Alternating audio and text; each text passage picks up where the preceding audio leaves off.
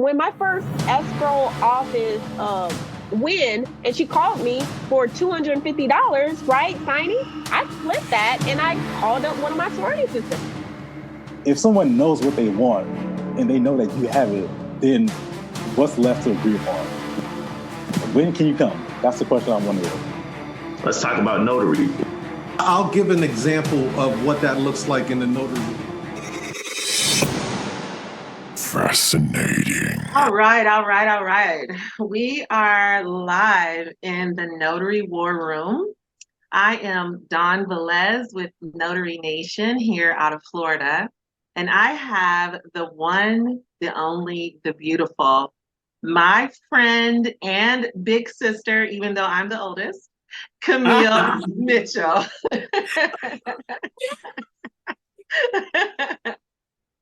1,000 hugs and more. Absolutely. You already know. You're my sister. I'm like the little bratty sister that like drives her up every wall known to man, because you know what? She is, if you know, you know, okay? And after this conversation today, you will know, right? So let me just start off before I dive in with our guest here, just telling you how Notary Nation actually would not exist. I would not be in this field for sure this long had it not been for my foundation starting out with Camille Mitchell. So back in the day, this is in June of 21. Mm-hmm. And Clubhouse was booming. Like, if you weren't on Clubhouse, you wasn't a notary. Like, what was you doing and where were you? Because that was the spot, right? Mm-hmm.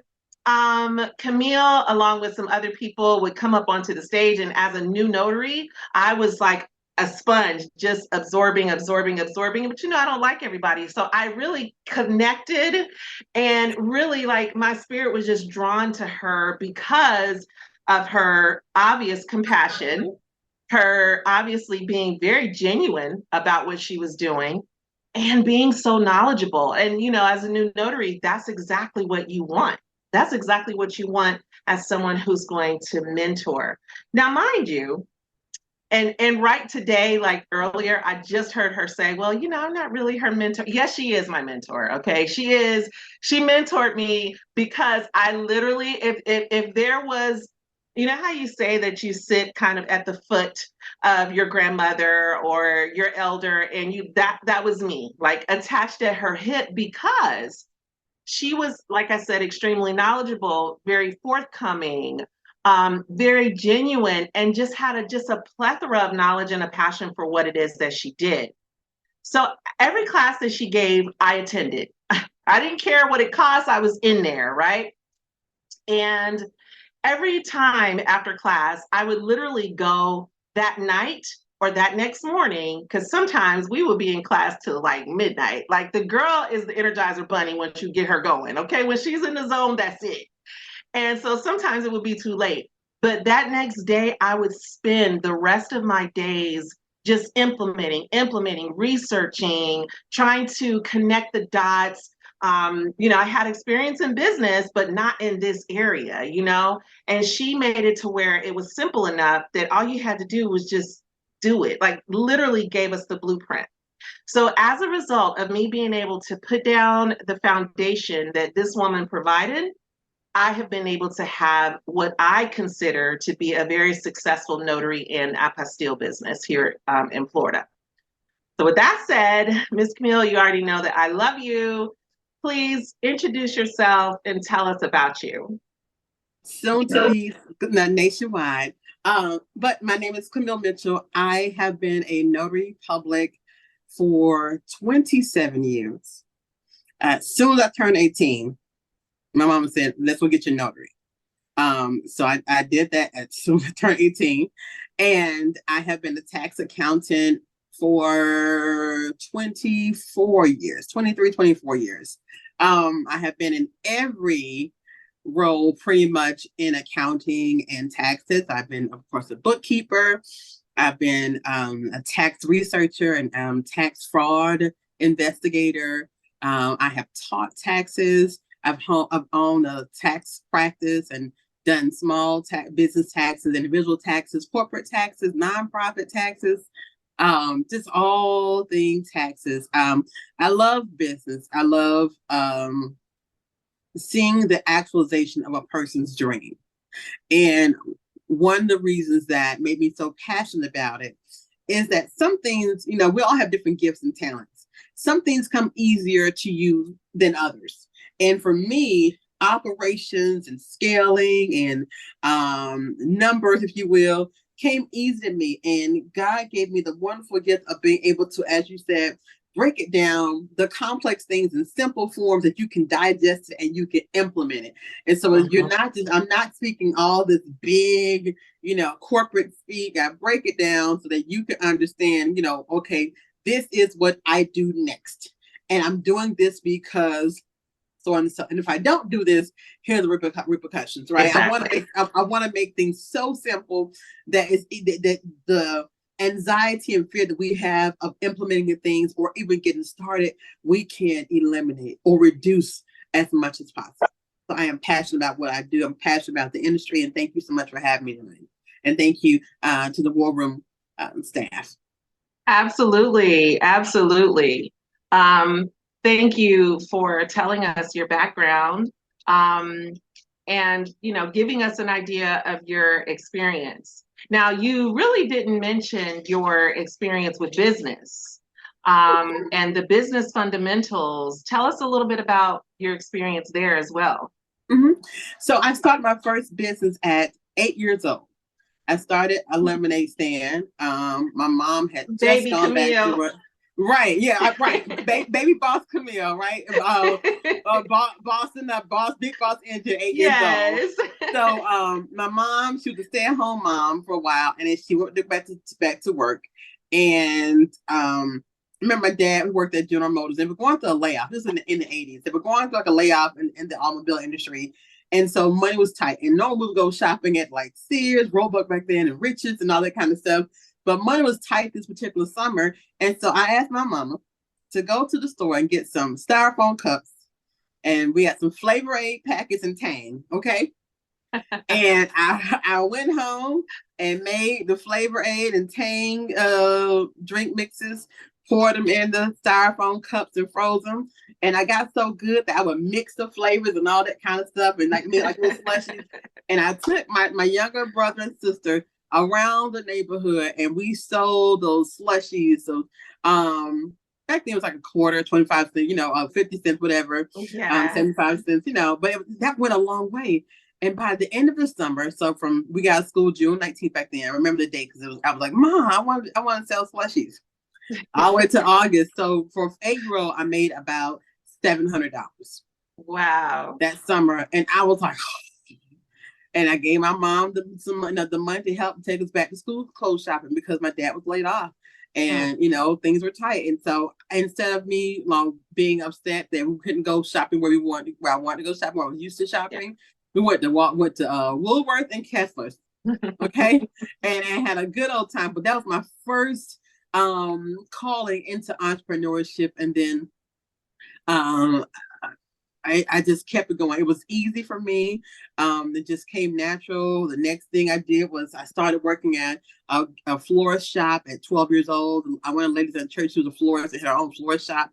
And I started working there in the summertime from 7th and 8th grade summer and did that. And then in high school, I was a part of the Future Business Leaders of America, FBLA, because I loved business and had a chance to go to the summer retreat for kids in business at my 10th grade year. So I have always been all things business. And then the next business I started was at 18. I worked these 6 years as a florist. I started a gift basket making company at 18 years old. And I did that. Really, I didn't stop that until maybe 12 years after I started. Maybe I was like 32, 34 when I stopped, but I did balloons, and baskets. And what kind of names? So we did floral arrangements, balloon arrangements. I did 5K walkways where you have the balloon arches, and I had car dealerships that were my customer back then. You have the big balloon arrangements in the car dealerships, and so all that kind of stuff. I remember taking my kids with me and got my kids involved, and did, when it came to teacher parent conference, or I had 3 sons, so when it came to them doing things for the little girlfriends, I made gift baskets and they would take to the girlfriends, whatever. So yeah. I incorporated my passion for giving and gifting into my children, and they learned to and help run things. After that, I just focused on school. While doing that, I started a little bookkeeping business. And so my dad had become a trucker, and he knew a lot of truck drivers, and truck drivers never pay their taxes. They get paid their money, and the money come in so fast and so much. They get it one week, and usually in transportation they get paid every week. So they need people to help pay their bills for them. So I started doing bookkeeping for truckers. Nice. So doing that, and I just kept that up, and then I learned how to do taxes. I went to IRS taught me how to do taxes. They had a thing where they teach you can go to the IRS and go to school for taxes. And so it's one of the things I did, and learned it and kept it up until I began to, at the culmination, the highest point of my entrepreneurial year, I have 5 business endeavors. So you all know me as a notary, and the proprietor of Identisign. Then my accounting business, Drive Accounting and Business, and then Legal Shield and travel business, and then coaching to help others in that space of entrepreneurship and business growth. So I have been at it a long time, and I'm not tired yet. So you got bitten by the entrepreneur bug early. And it's just something about that. Once you've been bitten, that's it. You're done. Like you look at the world different, right? You approach everything differently.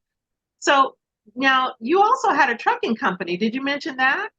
I did not mention that. Okay, so I did not mention that. So Drive Transportation Management Group was started in 2019. It's still going. So I started that in 2019. So I was, one of the main things I have is I also have a CDL. Like, girl, how you do so much? I don't know. But I have a commercial driver's license. So when my children were little and I was in that whole want to be around them as much as possible, I got my CDL in 2009, and I became a school bus driver with them, so I could be with them. And took them to school and had the middle day free. And during the middle of the day is when I did bookkeeping. And then I would get back on the school bus at 1:30, and then all were home by 5:36. That was for many years. So I was in that transportation lane. And so finally, in 2019, I said, you know what? I'm going to take all this knowledge I have of transportation. I'm going to open a company. And I call it Drive Transportation Management because not only did we drive units, but we also manage other companies that were coming into transportation to help them get financially business sound and financially sound so they could grow. And I started that December 2019. And by February 2020, right when pandemic was happening, I was making 3 times my salary as a professional driver. And so I was able to retire from physically driving after having driven for 10 years, 11 years, and continue the company. And we were successful throughout the pandemic, while a lot of businesses closed. We were able to continue to thrive. We did a lot of things for the Army and Procter and Gamble, and we were there when people were hustling, busting for paper towels and tissue. We were commuting and transporting, and we had at that time about 11 units under my company. And so now what that company looks like is we're no longer doing over the road. We are doing non-emergency medical transportation. So those that may receive Social Security or Medicare, Medicaid benefits, and they're going to doctor appointments, dialysis appointments, we facilitate transportation for those medical patients back and forth to appointments. Nice. I love it. I love it. I love it. Okay. So clearly, this is the reason why you're a boss. It's been Big Boss Energy since day one, right? As soon as you got going. So you already know I love you, but I've always admired your tenacity. I've admired your perseverance, your experience, and your heart. You mentioned that you like to give, and I don't know if you remember this, but it was during the holiday season. I want to say it was in 2021. And it was holiday time, and I was in your cohort, and you had some sort of a contest or whatever. And I won the Sign and Thrive by Bill Soroka. Let me tell you, you couldn't tell me nothing when I was, okay? You couldn't, I was unstoppable just because I won the book. Like I was so excited to get that book in the mail, to sit down and go through it, and again, as a new notary, to have a person like you to just be that guide and that beacon. So let me ask, how do you feel now?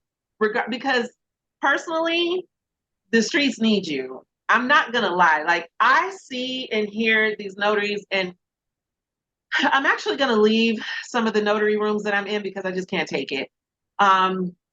The direction is not there. A lot of people are floundering. A lot of people are quitting. And I can't save the world, right? I don't have time. I got to focus on trying to get my legacy built, And I think about you a lot when I see, some of the comments, because people are not the nicest. They're acting like it's like a blog post or something instead of a professional, setting where you're supposed to ask questions. How do you feel like in terms of coming back into that space? Do you think that that's something that you may consider? Love you, Don. All right. So what you're mentioning about is one of the entrepreneurial avenues is where we had the Notary Success Academy that I started in 2021. And Don was one of the inaugural students when I first started, where I took, we had that 35 people or maybe. Yeah, it was like 35, 40 people. Yeah. And taught them business, how to start their business, their notary business, what a notary is, what you can and can't do, different types of notarization, ways you can monetize your notary business. So I love that, and I had succession cohorts after that. So I do think about a way that I can provide education to notary business owners. I don't know what that looks like. I think in order for me to be 100% transparent, I did give a lot, and I'm a natural giver. So when you're talking about, the giveaways, the cash, you gave away money too. We gave away money. We gave away money. We gave away. Some business friends and myself, we got together and purchased back to school supplies, and we gave away back to school supplies for families in need. We did turkey drives, and a lot of, because that's the heart of who I am. But in that, what I did learn is the whole saying, teach a man to fish, he'll eat this whole life, but give a man a fish, he'll eat for that night. And so there are people like you who got the fish, but also learned how to fish and continued and thrived. But there were some people that just got the fish sandwiches and wanted to continue to eat off me. And that was very disheartening and discouraging. And so while I have this desire and passion to give, I now have to visualize, what does that look like? Does it look like one-on-one teaching when I was doing coaching, it's like group coaching and teaching. Does it look like online classes? Does it look like maybe speaking in different events and being a speaker and sharing that way? Because I do want to share. I just am trying to figure out what it looks like so that I don't let people down, right? Because I want to be able to keep my word, and then also I don't get taken advantage of it for granted because I do have a gift. So we'll figure it out. I think Sis Don kind of put me in a headlock and chokehold and eliminated any excuse or possibility I have for not being here with you all. It's what I do. It's step one for me coming back onto the scene. So we'll look and see what 2024 has coming. Okay. Well, you know what? I appreciate that. And you know what? I can't really apologize for putting you in a chokehold because at the end of the day, I know exactly what you mean to the new person who is coming into this. Now, granted, because I'm hungry and because I'm a doer. I'm a doer, right? So, when I met Tiger T, whatever and to this day, I still am, it's whatever it is, then that's when I'm going to go and I'm going to work that. And I know that there are thousands of people that are just like me. They just need someone who's not on the BS, because a lot of times, unfortunately, that's what's happening more so than anything. Now, I don't know everyone, obviously, right? But like I said, I am in some groups, and these are not small groups. These are some pretty large groups on different platforms where people want to get going. People, they have the desire, but they just don't have the guidance. So if you did decide to come back, that would be a blessing. And you may want to consider doing that more so sooner than later, only because you don't want to stand in the way of other people's blessings. You don't want to be holding people. You don't want to be a blessing blocker like Pastor Tyler. Okay. So you know what? I'll look at it like this. And what you just told me, what God just gave me was that we're in a relay. Okay, we're in a race to have the best business. Well, I would say a race to have the best business, and sometimes our opponent is ourselves. But in that race, you have like the U.S.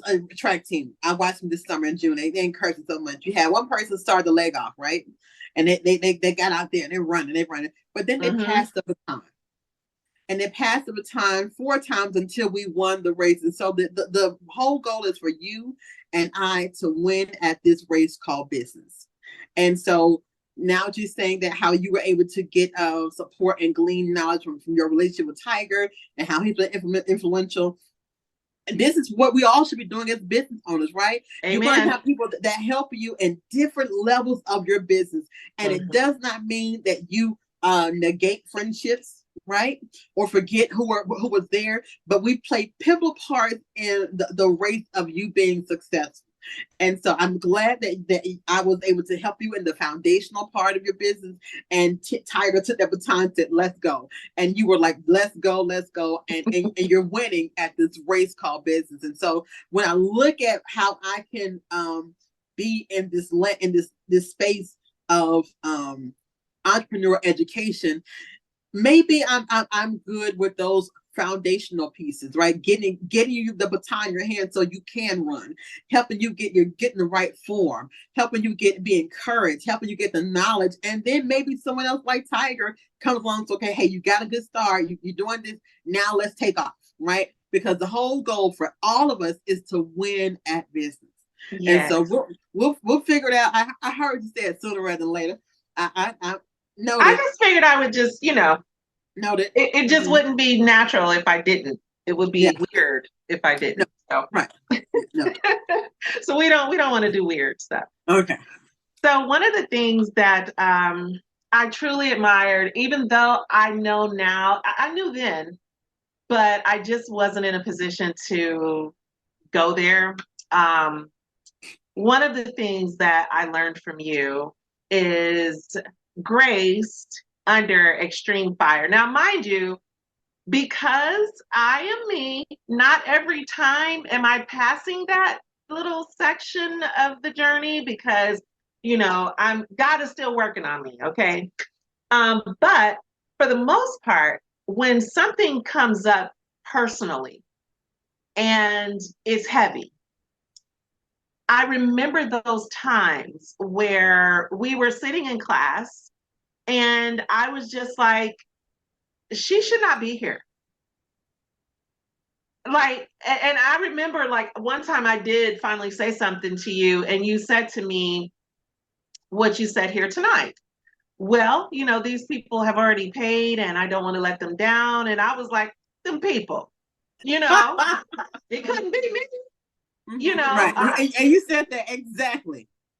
Because, and honestly, what I saw, at the time, I really thought that, okay, I felt in my heart that it wasn't right, but it still taught me to kind of make sure that I still have my crown on, that I am still walking around with dignity in spite of all of the things that may be happening.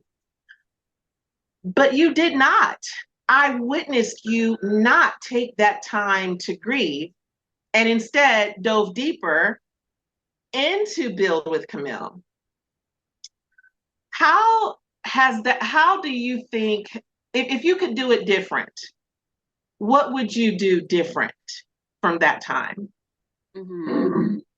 So what we're talking about, everyone, is August 7th, 2021. My mom got her angel wings. It was unexpected. She did not have a prolonged illness.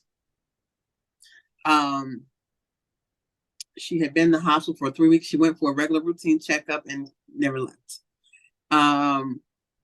And we were praying for her. I'm a Christian woman, and there were signs that she was getting better. And then she ended up, succumbing to the illness that she caught in the hospital at that time. We know it's COVID. And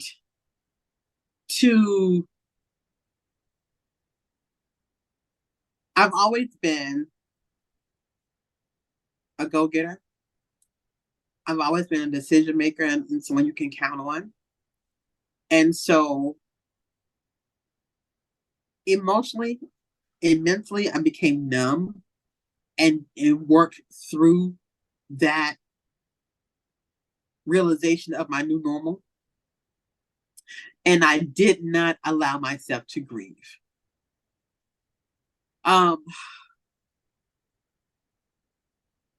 And so that all came to a head, like many families that lose someone that's significant in their life. We had people stop talking to one another. To this day, I have people in my family that I'm very close to that I have not spoken to in 2 years.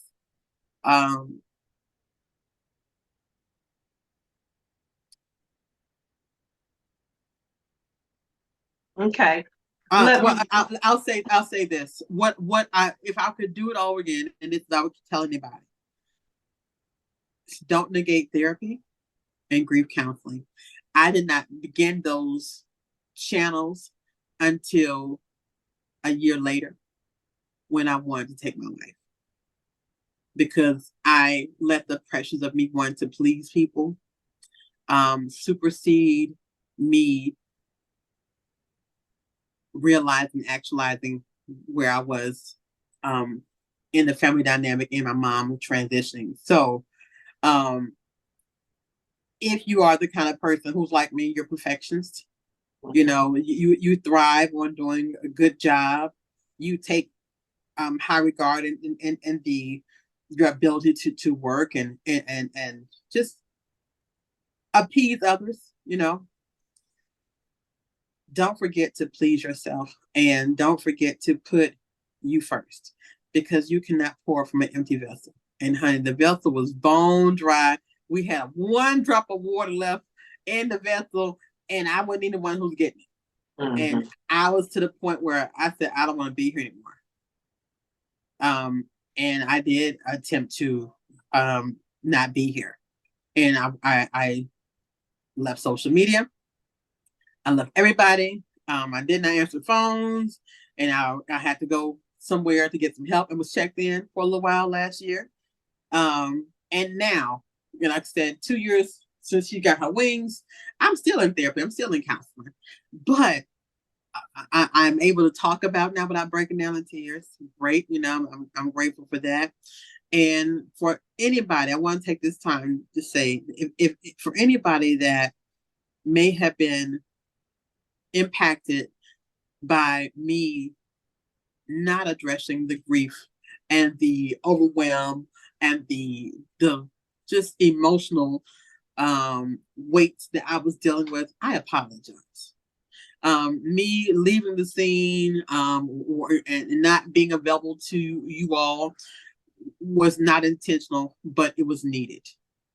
And even now, I'm not back 100 with no in the capacity of giving, and I don't think I want to be back where I was. I have learned now balance. I have learned now to compartmentalize and to measure what I give. But I do thank you, Don, for asking that question. Again, I am definitely accountable, but if you are in a position where you are a wife or a mother, husband or father, and business owner, and you deal with just all the things of life, don't forget to pour into yourself first, because you can't pour or give to anybody from an empty vessel. People think that is just a cliche, or it's just a catchy thing to say. But until you have been in that position, it doesn't really get real to you until you have been in that position. You really understand, once you've been there, Mm-hmm. how important it is to make sure that you replenish, and that you take that time that's needed, and especially as women, because let's face it, it's rocking and rolling because we're rocking and rolling it. And and it as a business owner, incorporating that, especially as a wife and mother, it is a lot, because you're not going to do stuff. Well, most of us don't want to do things raggedy or half-assed. So most of the time, it can deplete you, and you can reach a point where you can become overwhelmed, So I applaud you for your tremendous strength. It is okay to be in your soft girl era. I have been there for the last 2.5 years, and I'm going to tell you, I'm not leaving. Right. Absolutely. That's it. I'm here. Okay. I've made my home, and I really do believe that all of us so-called, like my friends growing up used to call me Sister Soldier. That's just how, and I'm not proud of that. Like I retired that. It's soft girl era or nothing. So it is important that we take good care of ourselves and not give so much to where that's it. We're no more. So definitely, I appreciate you. I appreciate you sitting down with me, and discussing having the tough conversation. I wasn't sure how far, you wanted to go, and I don't want to overstep my bounds. So as we know, as notaries, it is sometimes a little difficult to find a good tax preparer. Some people, I swear to God, it's like they just got their training this week and they just graduated, and now they say they can do business taxes, and it's not taxing. The returns ain't returning. It's not quite. So what are some things that we should look for as business owners going into this new tax season? How can we be prepared? What can you offer us on that? First and foremost, if you know me, my slogan is, if you can't prove it, you can't use it.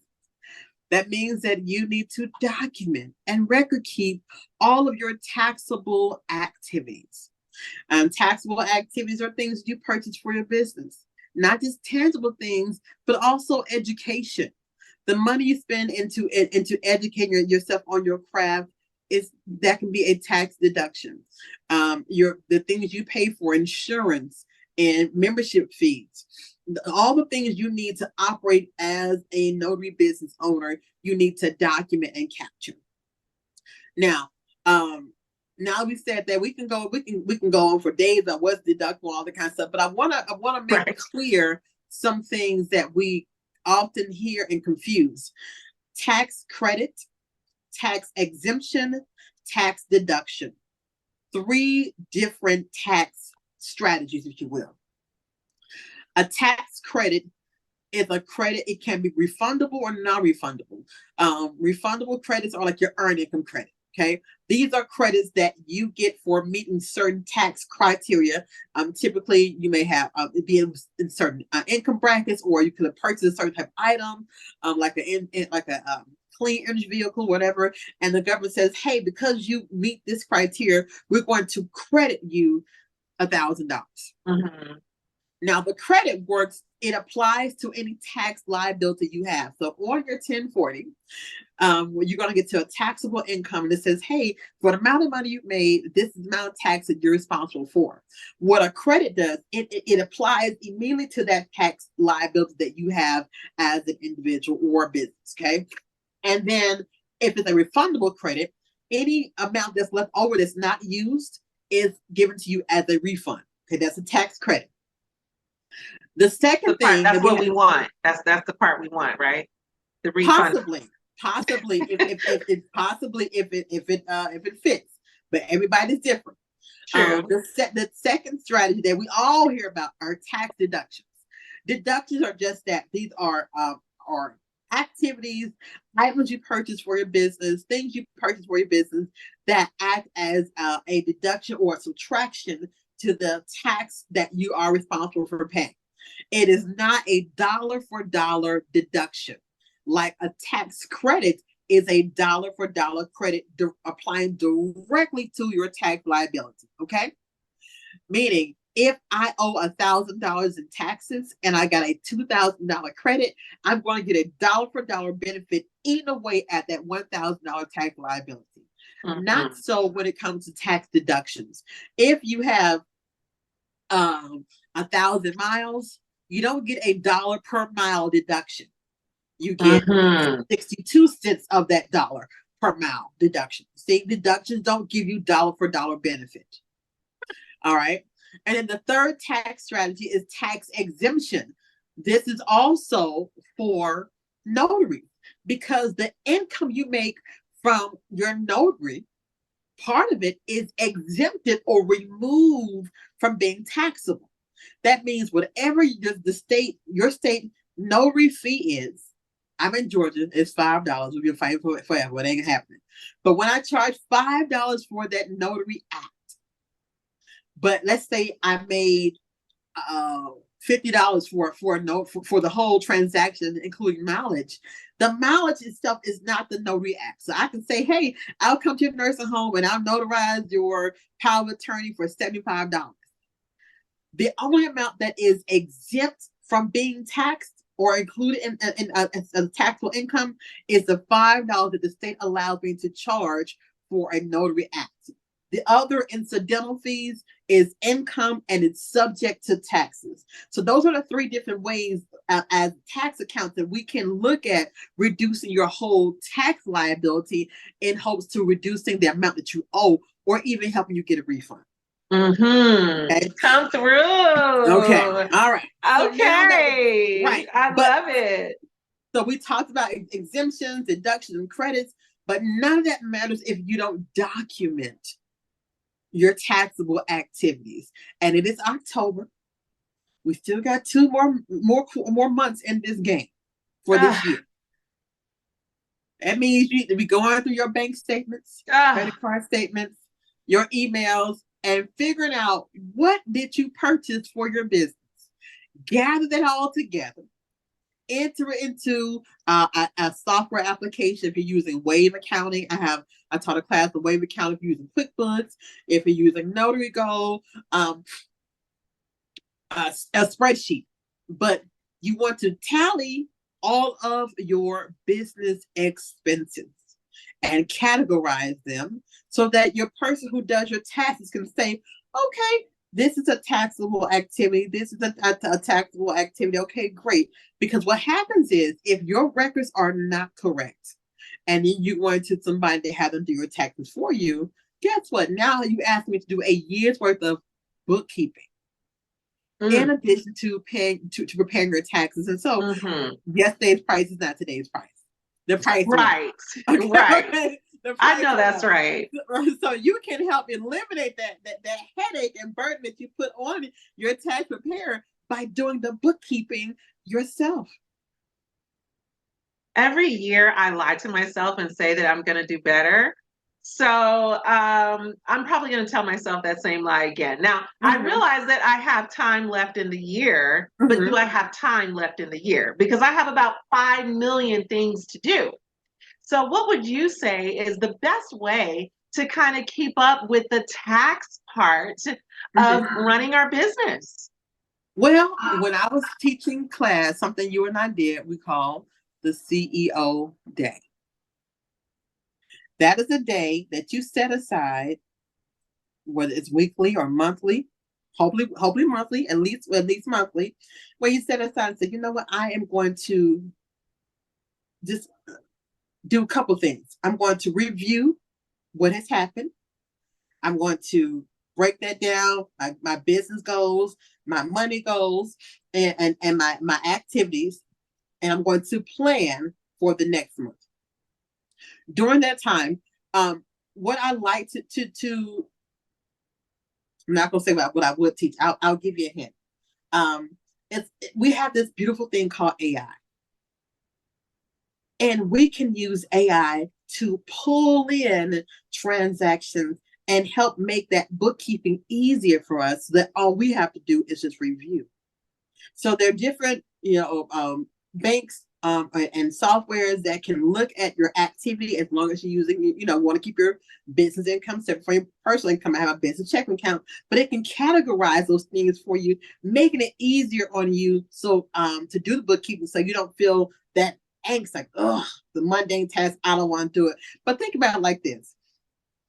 How would you know if someone took money from you if you didn't check your bank account? What if they would take in $2 here, $1.99 here? Apple. Really, Go ahead. Apple, Google, we don't really know it's $1.99, right? But let's say, for instance, it happens every Thursday.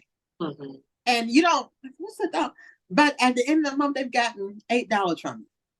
At the end of the year, they've gotten, 8 times 12, $72 from you. Now imagine if they do that to 100 people. Yeah. That's $7,200. You can help stop bank fraud by looking at your bank statements. You can help keep money from flowing out the window from looking at, you know what, I have this subscription. I don't even use it as a subscription no more. I need to cancel it, right? You can find missing money by checking your bank statements. So look at it that way. I'm going to find me some missing money, right? I'm going to see what my money was spent on that I really don't even remember spending on. That means you don't need it. Yeah. Okay. So hopefully that will help you look at it a little differently. Well, just keep me in prayer on that one. But okay, so let me ask you this, Camille. Would you recommend, or do you think that it's, in your opinion, is it better to do your taxes every quarter or annually? Like, what do you consider to be the best way to handle the tax part? So let me give you what IRS says. Okay, we're gonna take me out the position and take what IRS says. IRS says you are supposed to complete a quarterly tax return if you will owe $1,000 or more in estimated taxes. How will you know that? By doing your bookkeeping. So every month, when I'm looking at my categories where my money is spent, and I look at my income, and I look at, okay, I had $2,000 in income, and I had $200 of taxable activity, right? Maybe usually it's more than that, okay? 200, but so you had $1,800 profit for 1 month. Mhm. Times 2 months is 36, times 3 months, that's what, $5,800 for 3 months of taxable income. Now what you have to do is look on the IRS website. This is what we do as accountants, and look and see what the tax responsibility or tax liability is for that $5,800 gross net profit. If that tax that you're responsible for paying is $1,000 or more, then you are legally required to pay and file a quarterly tax return. So this is why it's important to do your bookkeeping. And yes, you want to look at to see where you are quarterly. You may not have to pay for that particular quarter, but you still want to at least know where you are. Now, let's say, for instance, like a lot of people, you don't do it until you do your annual taxes. Well, here's how that can possibly hurt you, because the IRS likes to get money from you any way they can, and we don't want to give away money, but we do. Yeah. If you wait until you do your taxes annually, let's say, for instance, you're a sole proprietor or a single owner LLC, single member LLC, which is still treated as a sole proprietor, and you do a Schedule C. Well, you do your taxes, and maybe the first couple months of the year you didn't have a good year. It was struggle bus, but at summertime you were rocking. Okay, and in the year now you're rocking it. You follow everybody up with wills and probate stuff like that. You rocking and rolling, and when you go to your taxes, you now owe $2,000 in taxes. Well, because you did not file quarterly as the IRS requires and recommends, you now get charged with a late filing penalty. Even if it's before the deadline?